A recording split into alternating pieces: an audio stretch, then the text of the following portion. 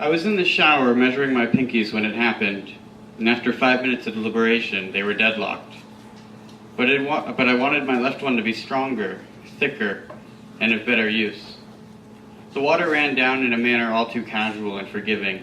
I had just ended a relationship a week prior, and whenever the thought of her had entered my mind, I said, "To the shower, and forever."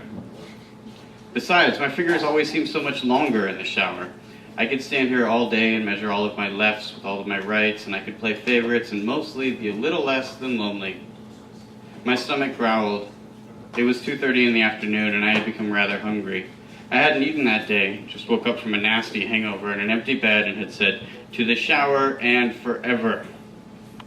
It was a busy year. It was the same year I had stopped blessing people after they sneezed. Winter had finally come on like an exhale, a long, moist one, maybe even a sigh, the kind you only do when you're alone in a closet or a dark, empty room.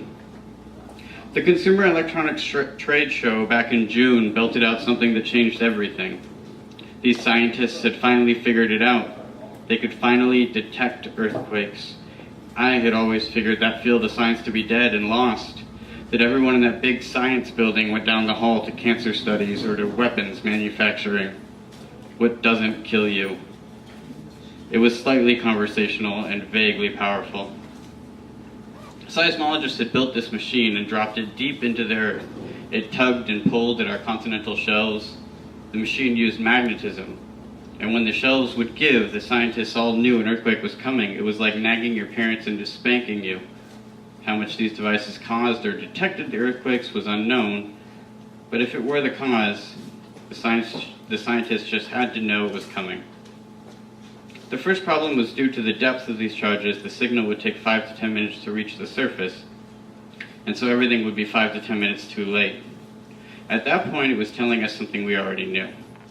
So they oversped the signal. Everyone gets a warning of 5 to 10 minutes prior to the earthquake. We called it the window.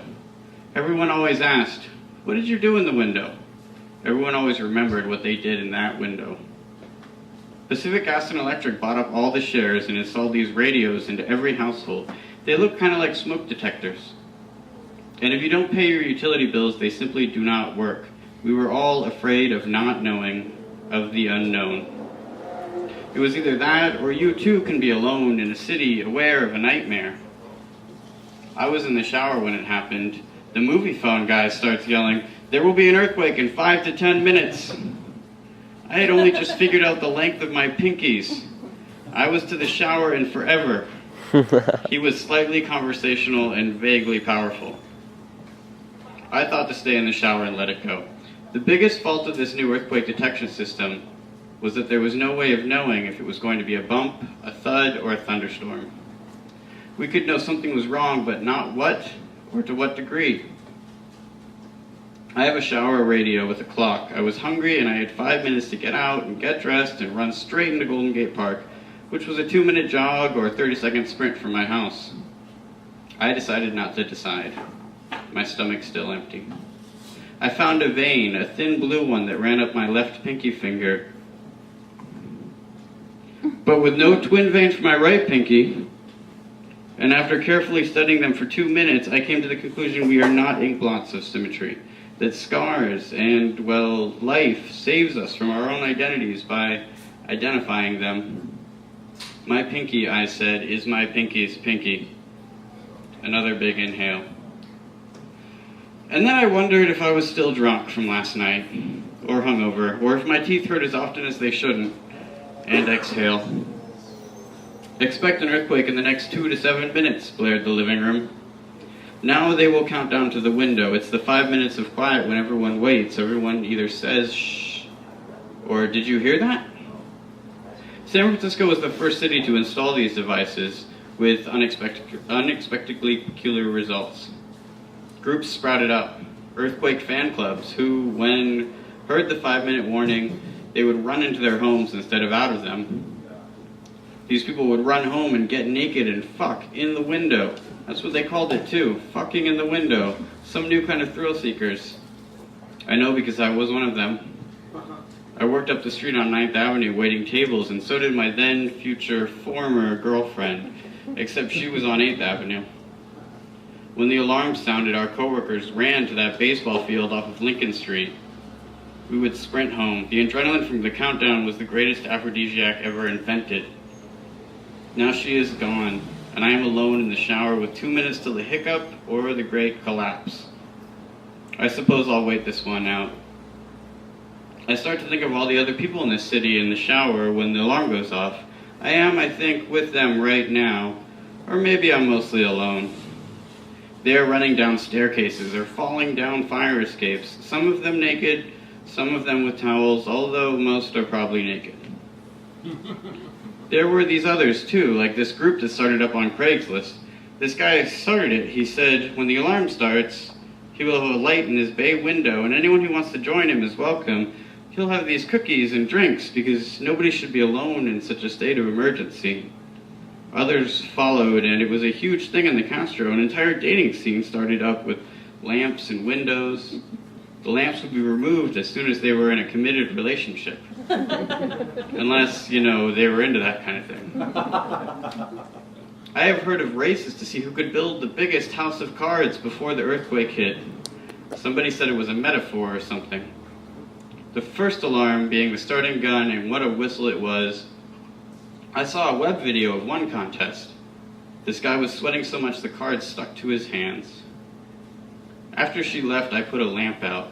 Although my window only faced the backyard, and therefore was only visible to surrounding backyards, it was there though. To be able to say that was enough. To remove it someday was enough. It was the wedding ring you take off when you get married. It is nearly insane how important these symbols become when we know our world is about to shake and change, to fall apart, to stay the same. Yet here I stand, staring at my toes with just 1 minute. I know my shoes as well as the way I have walked for the last 27 years have pushed my toes into different directions. I know about the displacement of weight, weaker muscles due to vitamin deficiencies, shallow bones, all these factors adding up to the difference between my left and my right. I got to wondering if babies are completely symmetrical. Symmetry correlates rather closely to beauty.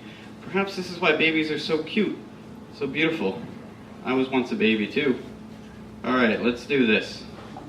I don't dry off or put on socks. I don't grab my phone or my wallet. When I'm running down the street, the hard asphalt wears away at the tiny rings on my toes. As I chase crowds, the birds sing. My hands are in tight fists. On 8th Avenue, I trip over an uneven slab of sidewalk and go down painfully hard. I fall hands first, sliding into the sandpaper of the street. The alarms they placed on most street corners are blaring all around me. The countdown is seconds from the 5-minute window, and here I am bleeding.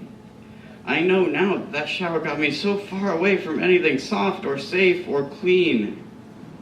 By the time I get to the park, I can see all of them. All of the singles, milling about with cigarettes like they're waiting on test results. They stand around looking at their watches or phones, talking about the nothing before the big something. I swear it's a bar without any booze in that field. No one thought to bring a kite or a football, nothing to throw around while the big one finally hits. This peasant crowd would rather be somewhere in danger than to be safe and alone. Many glazed-over eyes stare at bright Victorians off of 7th Avenue in Lincoln, where strangers rush in with the same speed I had rushing to the park. I thought about safety. I thought about hearing a tree fall in the woods and nobody believing you. I have, however, come to find that my broken, bloody hands, and my pinkies, for that matter, look completely identical to each other after the fall. I can no longer play favorites. I have become a symmetrical ink blot, but a rather messy one at that. I feel born again. I fall back into the grass. The adrenaline coupled with my newly marred features, leaving me breathless dizzy. I have my ear to the ground, dirt on my cheek, listening to the angry belly. Ants drawn to the sweet sugar of my blood begin to congregate on my broken wrists. Thank you.